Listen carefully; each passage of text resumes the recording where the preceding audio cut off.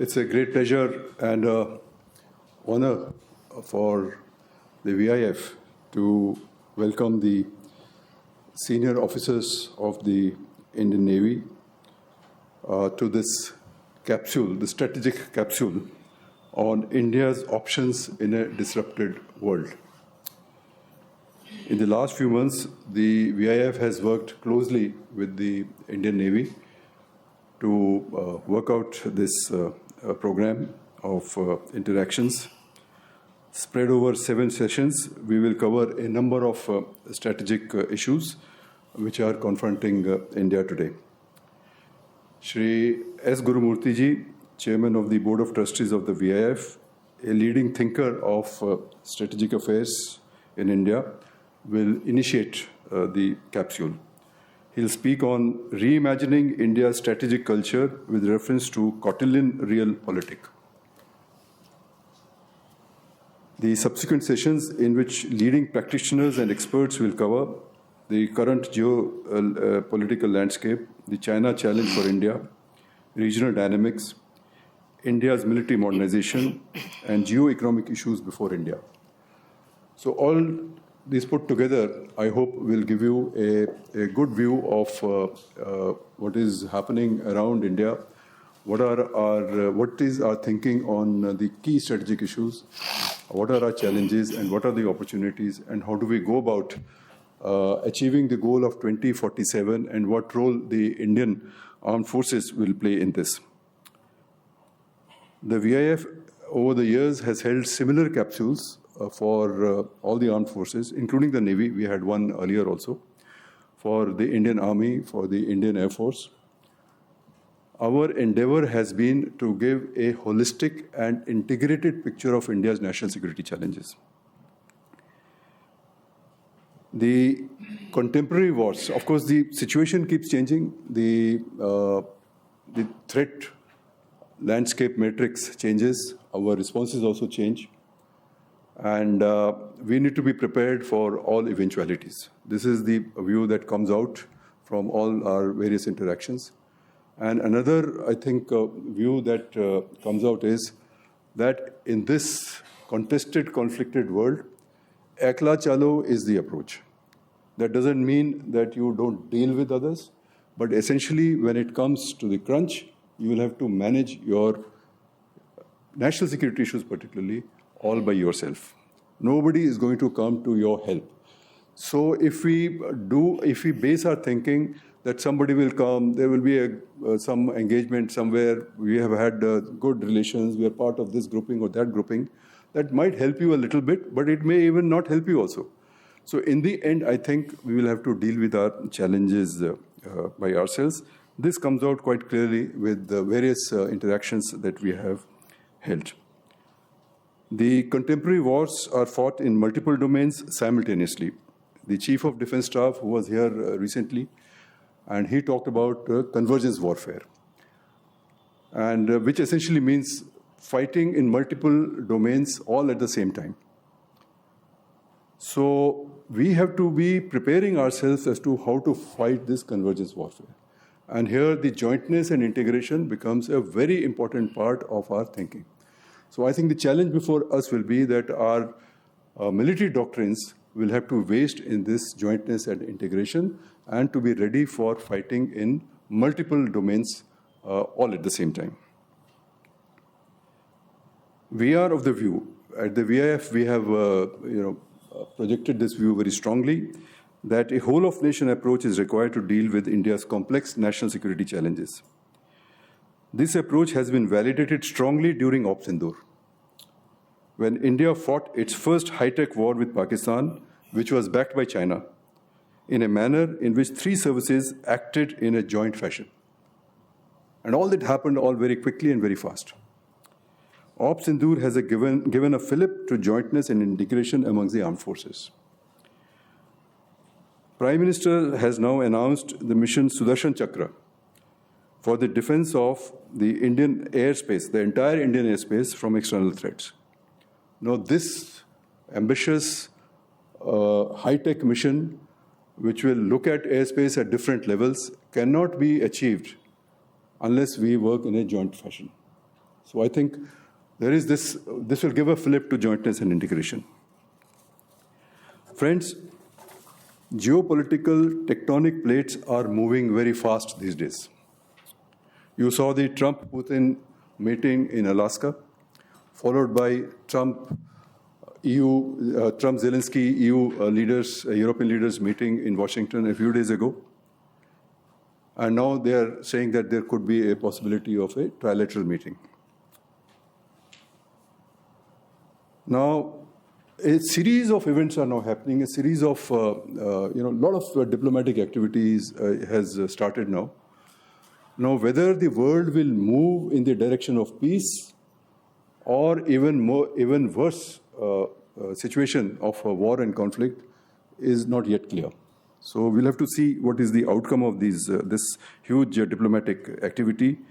But I think, despite the fact that we give, Trump is a focus of discussion in many seminars, some people also laughter. But I think you should give it to him that he has moved the needle. And he has now, at least today, people are talking about some kind of a settlement. He may or may not succeed, but he has been talking about it, of course, even before he came to power during his campaign times. We are also seeing rapid evolution in the Middle East. Of course, there the situation is very different than that in Europe. But the whole region has become highly unstable, and this is something which will impact us directly. It is impacting us directly. We saw the Op Sindoor in May 2025. We saw Thailand-Cambodia military conflict in Southeast Asia. So one on the east, then we ourselves got in the conflict, and then, of course, in the west we are having many conflicts. So, and there are many conflicts which are raging in Africa also. So you put it all together, you see that there is a great deal of instability. Equilibrium has been disturbed, and unexpected conflicts arise. Before that, we had a war in Azerbaijan and Armenia. Trump says that he has settled 6 wars. May or may not be right, but the point is the wars are happening. The conflicts are happening, and more conflicts will arise. Because the equilibrium of the post-Second World Order and also the post-Cold War order, that has been now disturbed. And nobody knows what is coming in its wake. So the world is in an uncharted territory as the old international system breaks down. The UN Security Council, responsible for maintaining international peace and security, is entirely dysfunctional.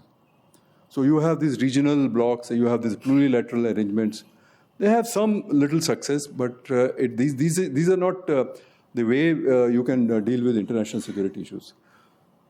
So there will be a lot of regional conflicts, a lot of regional instability, which will happen in the coming days, and we should be ready for that. And I don't think there can be one overarching security system which will take care of this instability. So where does it leave India? That's what we have to think, and this course is the right place to do that. India is also responding to this changing global dynamic. In the last few months, you have seen Indo-US relations have unexpectedly suffered major setbacks thanks to Trump's unexpected imposition of 50% tariff on Indian goods and his visible lurch towards Pakistan. So India was probably not expecting it. And suddenly this has happened and it's there. So now we are also readjusting. We are also recalibrating our policies. We recently had the Chinese foreign minister in India. He met the Prime Minister, the NSA, the foreign minister. The foreign minister is now in Moscow. Putin is coming to India shortly. Prime Minister will be going to China shortly. So all this massive activity. So it shows that India is also now adjusting. Now, what will be the outcome of all this diplomatic activity remains to be seen. We should keep our fingers crossed. But the important point is that we must be clear about our national interests, our maintaining our strategic autonomy, maintaining our sovereignty, because in this churn, a lot of things can happen. Without your knowing, this could impact your sovereignty and autonomy. The way to handle this instability is through Atmanirbharta. And I think this has been spoken quite often. And now the Prime Minister in the last speeches in the last few weeks, he has started invoking Swadeshi and started invoking Mahatma Gandhi also. So there is a signal here. Vocal for local, respect for Indian manufacturers. All this means that you must start thinking for yourself. And this has implications for all walks of life. It's not just about manufacturing. And Atmanirbharta is the most important thing for the Indian Armed Forces. That is the direction in which we have to go. So how do we do it? Of course, that will be a challenge. We need to maintain that India's engagements with the outside world in political, economic, technology, and security domains will be easier and fruitful if we develop our capabilities and strengths. So that's where Atmanirbharta, self-reliance, etc. comes in. The armed forces are ultimate guarantor of India's security, territorial integrity, and sovereignty. There are no two words about it.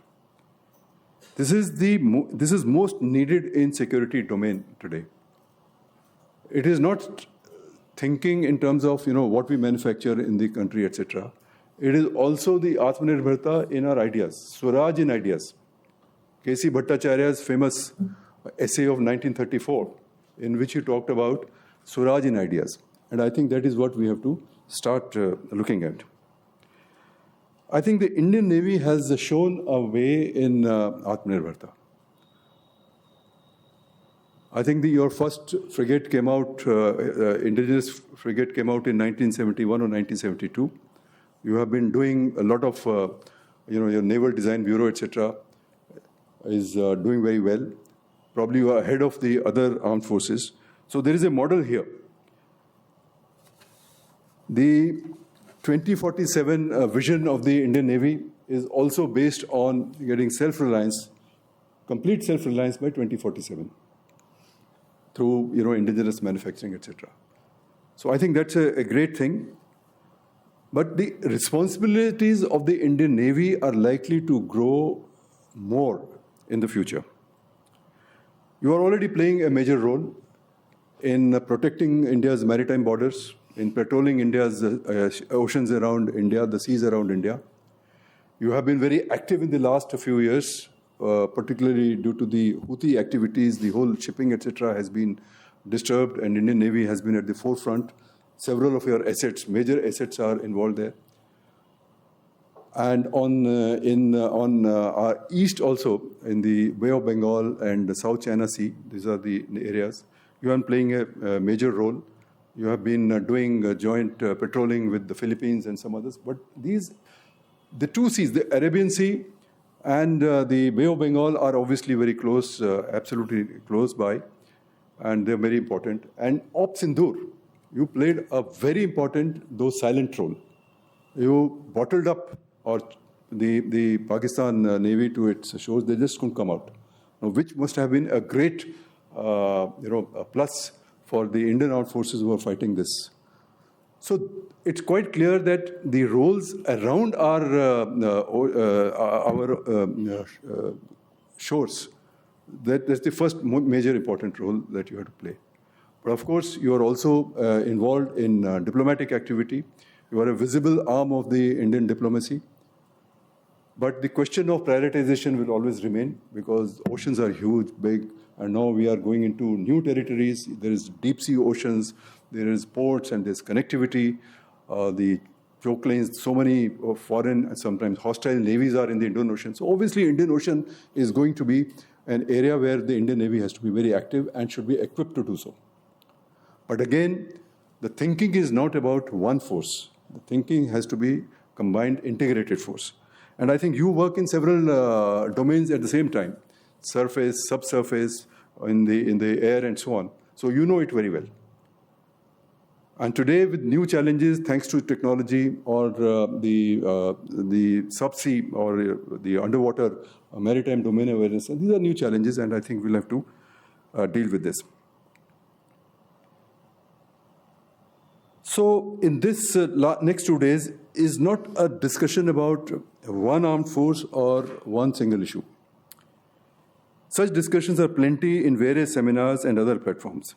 In the present strategic capsule, we hope to cover such issues, the issues which are integrated, holistic in some detail. Our effort is to encourage a holistic and integrated thinking about India's national security challenges. The idea is to encourage fresh and inclusive thinking about the direction in which armed forces need to move in the next few years.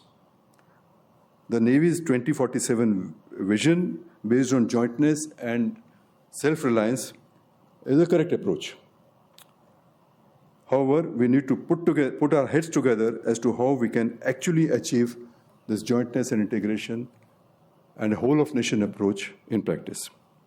I hope that you will enjoy the interactions and contribute actively by participating in the discussions. So, thank you very much.